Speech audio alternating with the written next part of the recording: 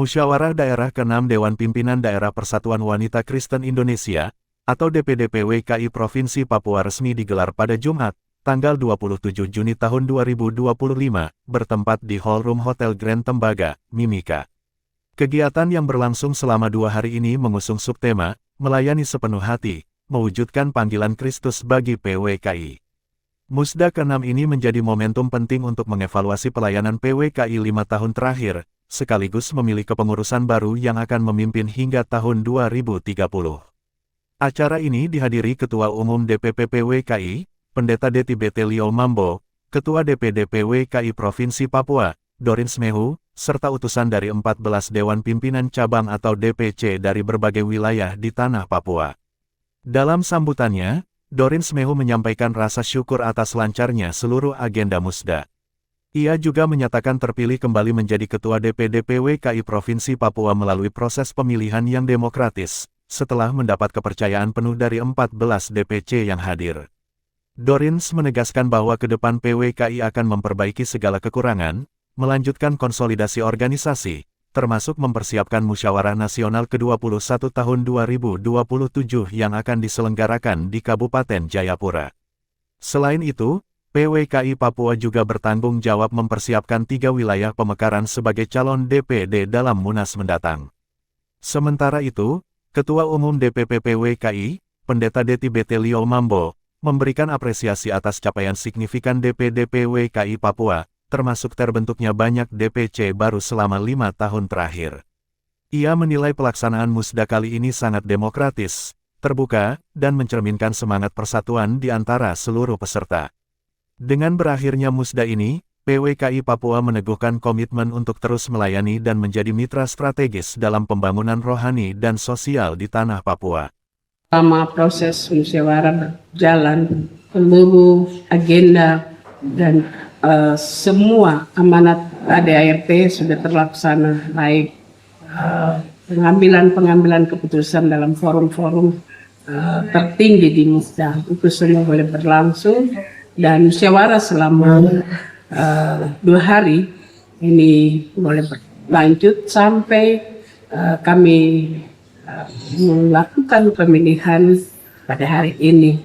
Dan puji Tuhan, saya juga masih dapat diberikan kepercayaan oleh seluruh DPC yang hadir, yaitu 14 DPC, kemudian juga kami dari DPD, sehingga hari ini 13 DPC memberikan kepercayaan, dan secara aklamasi setelah terjadi mekanisme pemilihan, maka pada saat penjaringan bakal calon semua memberikan kepercayaan kepada saya, dan akhirnya tidak dilakukan pemilihan terhadap calon-calon ketua, tetapi pada saat bakal calon saja semuanya sudah memberi kepercayaan sebanyak 13 orang dari seluruh DPC yang hadir.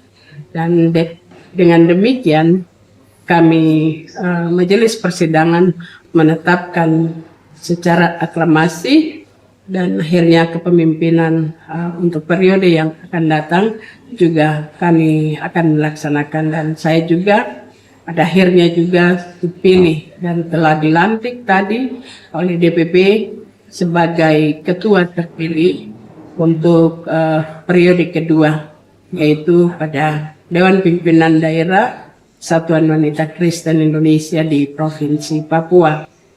Ada satu tugas yang harus kami siapkan. Pertama, kami harus melaksanakan segala usul saran dan juga hal-hal yang masih kurang kami akan memperbaiki ke depan, dan juga masih melakukan konsolidasi bagi DPC-DPC yang belum terbentuk. Mengapa? Karena tanggung jawab yang besar yang akan kami lakukan adalah mempersiapkan musyawarah nasional yang akan terjadi di tahun 2027 di Provinsi Papua. Dengan demikian, kami juga akan mempersiapkan 3 wilayah pemekaran untuk memberikan kepercayaan sebagai calon DPD juga pada saat Munas. Luar biasa, karena pertama mengadakan di tanah Papua, di Timika di Kabupaten Mimika, dan memang kepemimpinan Ibu Dorince di 5 tahun pertama ini memang signifikan karena begitu banyak DPC yang dibentuk. Dan ini merupakan perjuangan yang luar biasa dan kami sangat mengapresiasi. Tetapi karena masa bakti sudah selesai, ya harus ada pemilihan. Nah, tahun 2027 Jayapura akan menjadi tuan rumah dari Musyawarah Nasional PWKI ke-21.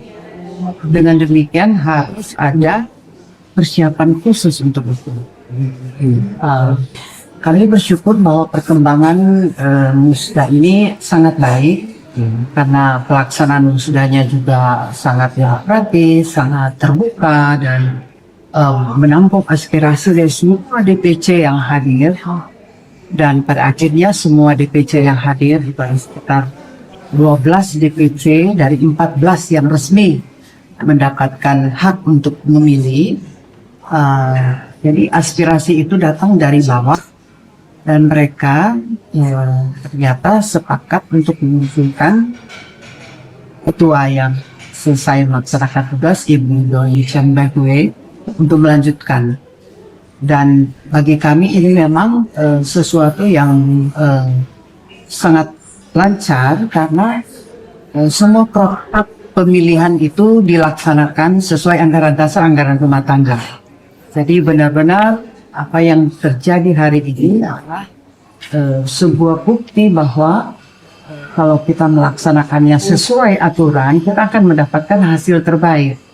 Jadi ini akan menjadi pengalaman kami juga untuk DPD-DPD yang lain yang akan mengadakan musda di bulan-bulan yang akan datang.